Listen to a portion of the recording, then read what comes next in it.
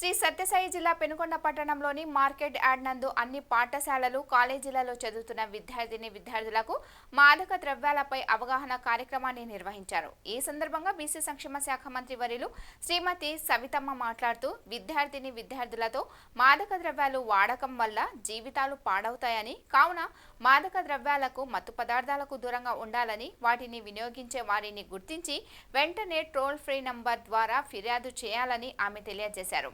అనంతరం విద్యార్థులతో మాదక ద్రవ్యాలకు దూరంగా ఉంటామని, వాడమని ప్రతిజ్ఞ చేయించారు. గత 5 సంవత్సరాల వైసీపీ పాలనలో రాష్ట్రంలో అవినీతి తప్ప అభివృద్ధి లేదని, ఇప్పుడు పార్టీ ఉనికి కోసం వైసీపీ పార్టీ శవరాజకీయాలు చేస్తుందని అన్నారు.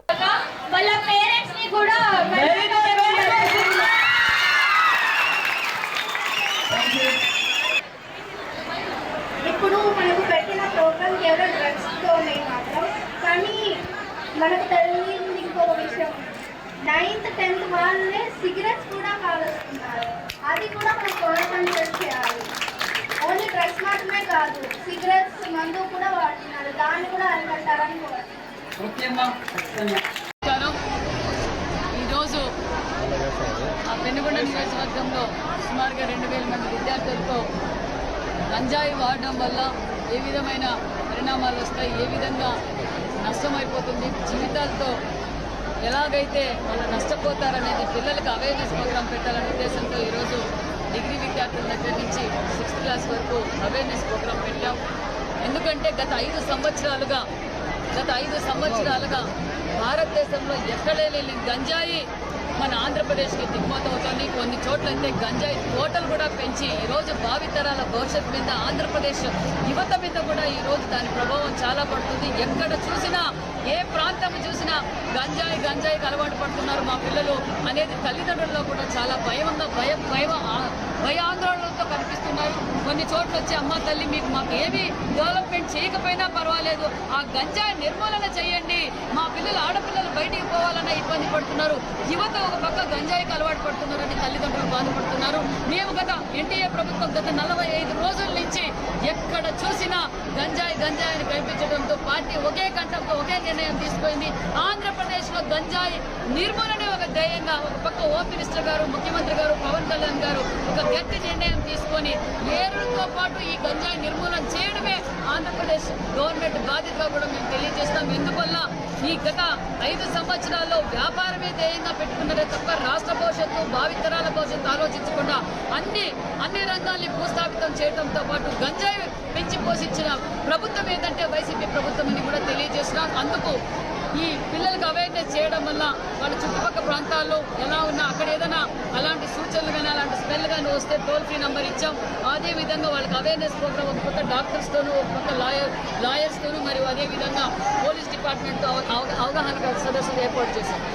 5 రోజులుగా మా పరిపాలన ఏంటో ప్రజలందరూ చూస్తారు. ప్రజలు నిశ్చంతంగా ఏదైతే ఇది చంద్రబాబు నాయుడు గారు ముఖ్యమంత్రి అయితేనే ఈ రాష్ట్రానికి దశ దిశ స్వర్ణాంధ్రప్రదేశ్గా మార్చగలరు, ఎన్డీఏ ప్రభుత్వంలోనైతేనే ఈ రాష్ట్రం బాగుపడుతుంది.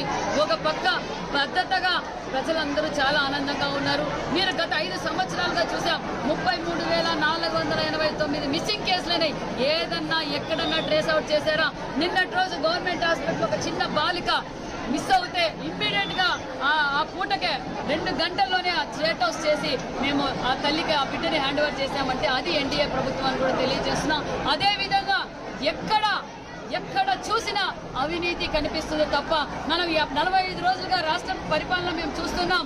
చంద్రబాబు నాయుడు గారు ఒక పక్క, పవన్ కళ్యాణ్ గారు ఒక పక్క, ఫైనాన్స్ మినిస్టర్ గారు ఒక, మొత్తం ప్రభుత్వం అంతా ఏం జరిగింది 5 సంవత్సరాలను తీస్తుంటే తోడుతా ఉంటే అప్పులు తేలుతున్నాయే తప్ప అభివృద్ధి శూన్యమన్న విషయం ప్రజలందరికీ తెలుసు. అదేవిధంగా 7 శ్వేతపత్రాలు కూడా చంద్రబాబు నాయుడు గారు రిలీజ్ చేశారు.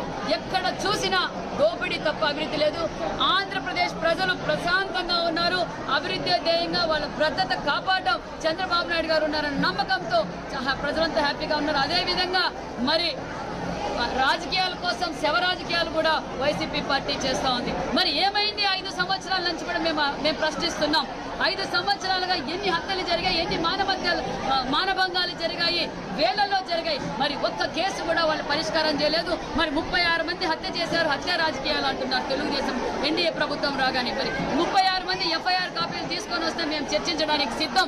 మేము వైసీపీ పార్టీని కోరుకునేది కూడా ఒకటి, అసెంబ్లీ జరిగింది, అసెంబ్లీలో రాష్ట్రంలో ఏ విధంగా ఉంది, మీరు ఎందుకు వాళ్ళ అసెంబ్లీలోకి వచ్చి ఈ ప్రశ్నలు ప్రశ్నించలేకపోతున్నారు, చర్చించలేకపోతున్నారని కూడా మేము తెలియజేస్తున్నాం.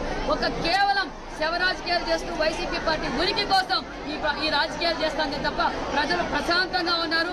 ప్రజలు ఏ నమ్మకంతో అయితే చంద్రబాబు నాయుడు గారిని ముఖ్యమంత్రి చేశారో ఆ నమ్మకాన్ని నిలబెట్టుకుంటామని కూడా తెలియజేస్తున్నాం. అదేవిధంగా 1వ తారీఖున చంద్రబాబు నాయుడు గారు ఎన్టీఆర్ భరోసా పెన్షన్ కార్యక్రమాన్ని కూడా మన జిల్లాకు రాబోతున్నారు. నిజంగా చాలా సంతోషంగా ఉంది. ఎందుకంటే ముఖ్యమంత్రి అయితేనే మొదటిసారిగా చంద్రబాబు నాయుడు రావటం ప్రజలంతా చాలా ఆనందంగా ఉన్నారనే విషయాన్ని కూడా తెలియజేస్తాం.